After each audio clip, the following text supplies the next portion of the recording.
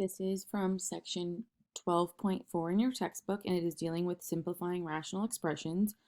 The first few are more so going to be a review of exponent rules and a little bit of factoring, and then the last one will be a huge review of factoring. So I'm going to give you 3 examples, and these 3 examples will be what your assignment is based off of.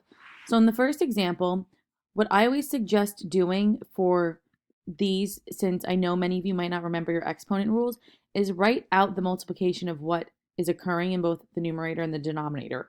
Only do that for monomial over a monomial. So the first one, we're going to have 3 times r times r. So that's the 2 r's that take up r squared. Then in the denominator, we have 6 times 4 r's. And then I'll go over the exponent rule after I write all of this out. The first thing I look at is I can simplify 3 over 6. And what does that simplify to? 1/2, or 1 over 2. Then the next thing I notice is I can start crossing out an r. So if I cross out 1 in the numerator, I can cross out 1 in the denominator. 1 in the numerator, 1 in the denominator. How many r's am I left with? 1, 2. R squared. And you're done.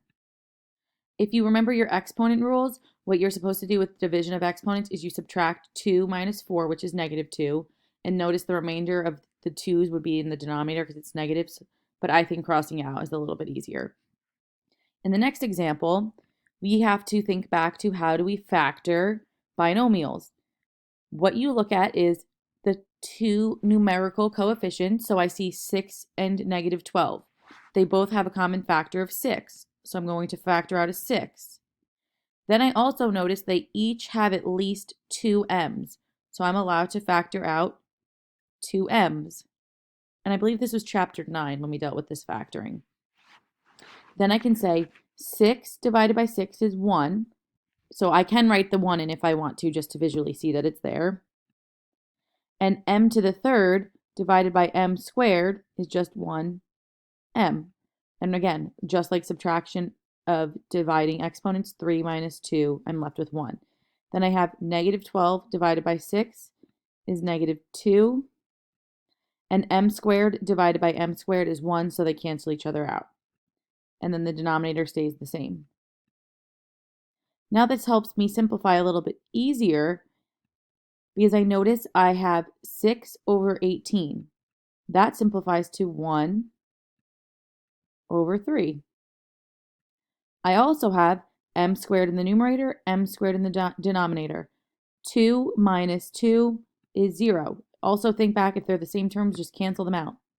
And then there's nothing I can do with this binomial, so I just rewrite it as m minus 2. And just a disclaimer, you can't cross out an m that's in the parentheses when it's involved in a subtraction sentence. I'm just going to rewrite this to clean it up. I don't need a 1 in front of the parentheses, so I'm just going to say m minus 2 all over 3 for my final answer. If you leave the 1 there, I won't take points off or correct it because that's still the same answer. The next question's a little bit more difficult because we have a trinomial. Now you have to remember how to factor quadratic equations. So what I'm going to do off the bat is keep x plus 3 in the numerator because there's nothing I can do with that right now. And I want you to think back to the X-man when we practiced factoring. You don't need to use X-man, I just think it's a good organizational tool. We want 2 numbers that when added together equal 7 and when multiplied together equal positive 12. I'll give you a minute to think of those 2 numbers. And I hope you come up with positive 3 and positive 4. So now I can rewrite the denominator to be 2 different binomials. X plus 4 times x plus 3. And at this point, I hope you notice there's an x plus 3 in the numerator, there's an x plus 3 in the denominator. Cancel them out.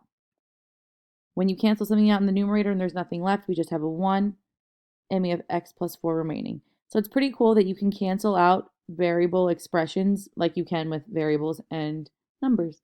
So your final answer would be 1 over x plus 4.